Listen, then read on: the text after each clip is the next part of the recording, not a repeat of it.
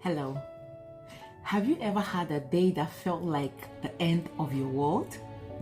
Only to look back later and realize it was actually the beginning of your freedom.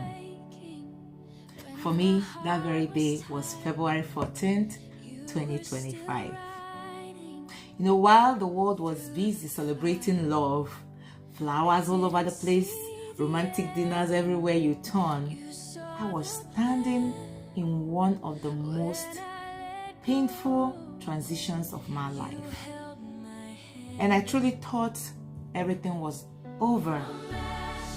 But I didn't know back then that was God telling me, I'm not done with you.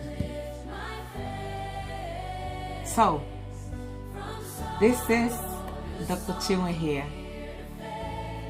and I welcome you to SheAriseAbove. And this space is created for women who are healing, rebuilding, and learning to trust God again after a heartbreak, a divorce, or whatever life might have thrown at you. So you're not here by accident. I welcome you. There was a season in my life when I fought so very hard to hold everything together.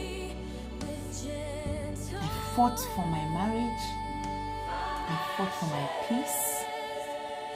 I fought to make sure my children had stability. I fought to keep love alive. And when you fight long enough, you become so tired. Not sleepy tired, so tired. The kind of tired that sleep cannot fix. By the time February 14th came, that particular Valentine's Day, I was already emotionally exhausted. And when the final decision was handed down to me, when the chapter officially closed, I remember feeling like the ground disappeared under my feet. It wasn't just paperwork. It felt like identity loss. It felt like failure. It felt like starting over. It felt like everything I had invested years into had suddenly dissolved.